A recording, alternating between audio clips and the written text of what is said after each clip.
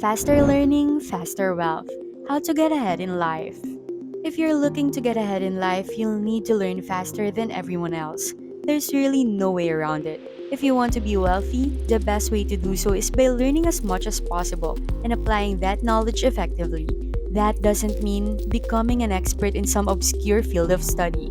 Rather, it means learning how to learn more effectively so that you can acquire and retain more knowledge with less effort, which in turn lets you apply new knowledge quickly and effectively. The use of microlearning is aimed toward a specific end and has a stake in it. We'll start with a story to make the long answer more interesting. You may not know who Derek Severs is. He's an entrepreneur, TED speaker, circus performer, musician, producer, and book publisher. The reason we are mentioning him is a story about how he went to Berklee College of Music in 8 hours to learn 2 years worth of materials. He graduated in 2 years instead of 4, as a result of not conforming to the traditional style of education. Almost every school worldwide uses the same educational structure, the Prussian system, which was first devised around 200 years ago as a means to train young kids to become obedient soldiers. Well, we have a story that's nothing like you would expect. Actually, after Prussia and Russia had a major war around the early 1800s, they recognized that a more obedient and patriotic population was needed.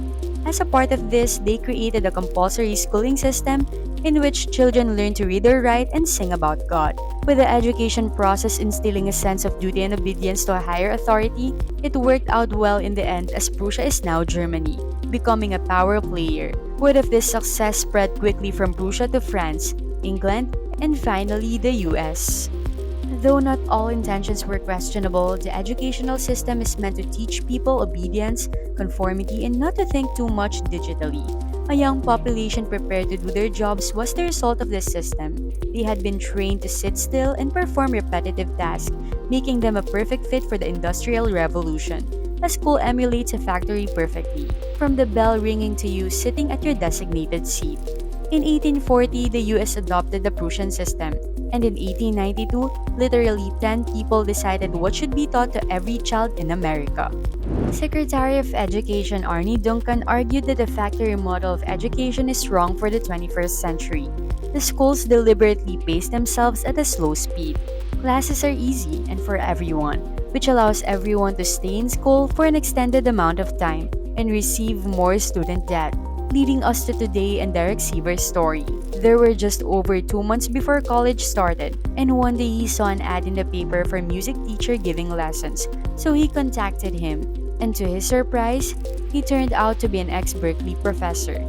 Through 4 consecutive hours, this professor taught Derek all the basics he needed to effectively skip 2 years of college, as he'd learned 3 semesters of Berkeley harmony himself, so on the first day of the classes, he practiced for the one lesson, for he only studied for some semester of arranging one.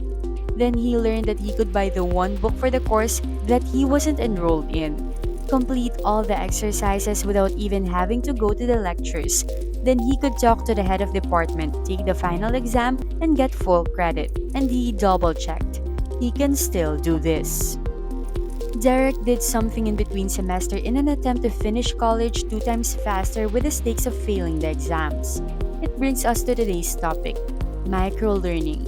According to Derek's mentor, current paces in learning are geared towards those who cannot cope with learning quickly.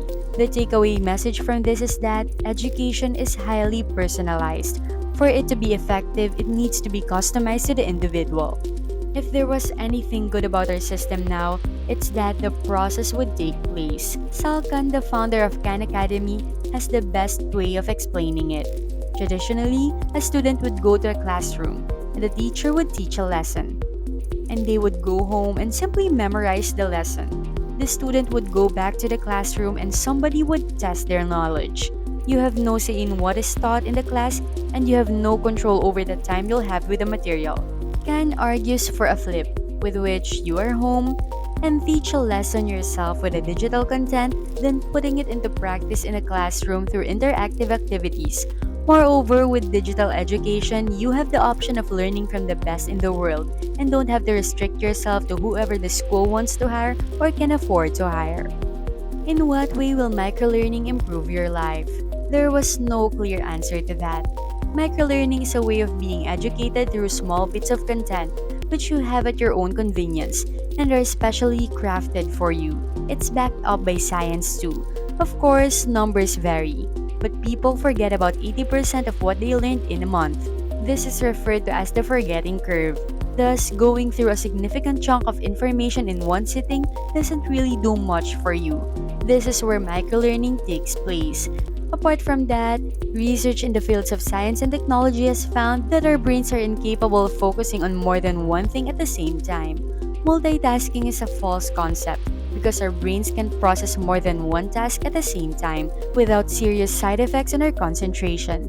This is why microlearning takes one concentrated thing at a time.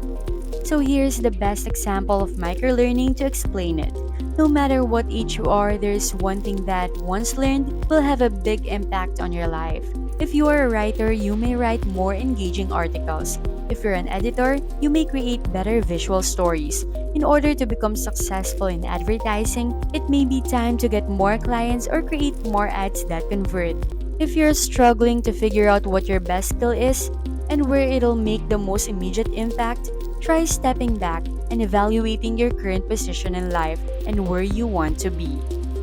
Curated knowledge is the next part, and this serves two purposes: to eliminate all noise and to inform the user. We live in an age of over-information. There is simply too much information available to us. Even good information that was once relevant has become less relevant. Let's take Benjamin Graham's Intelligent Investor as an example. It's widely considered the Bible of value investing, but it was also published in 1949. It's been a very, very long time since that book was published, and if someone tried to replicate everything said in that book today, the outcome would be very different. However, you cannot rely on this as your only source of information. What you should do is to find your own version of Derek's music teacher. If you want to save time, look for people with relevant and verifiable track records. This is a totally random example in the world of 3D animation. You can find a famous donut tutorial free on YouTube that leads you through the 20% of animation skills you will use for 80% of your work. Second, it will help you break the skill into manageable pieces.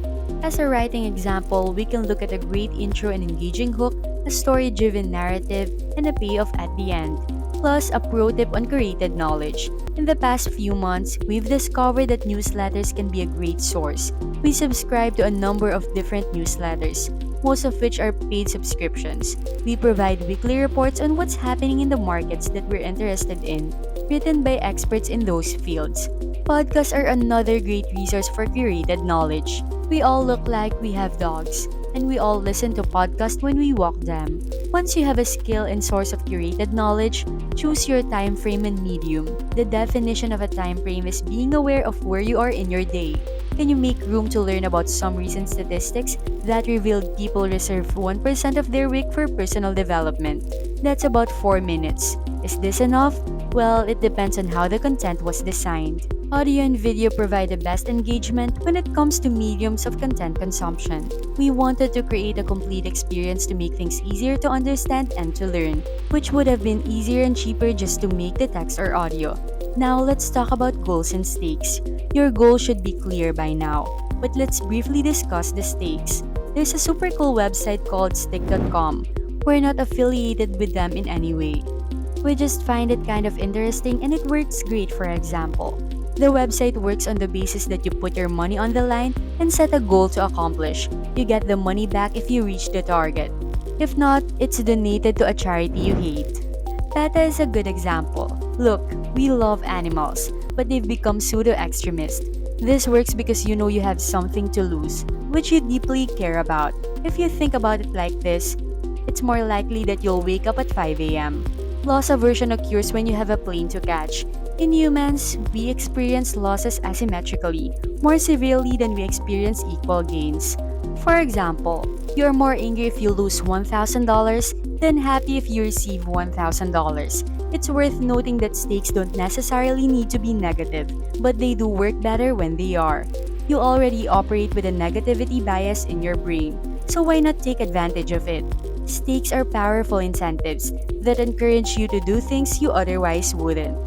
That's all for today. To thank you for sticking with us this long, we're giving you a little bonus at the end. Get a whiteboard and record your progress on it daily. This is a very affordable tool with less hassle involved, and it can make a huge difference in your life. Someday, you'll be grateful we're in your life. Thank you for watching. Subscribe, like, and comment.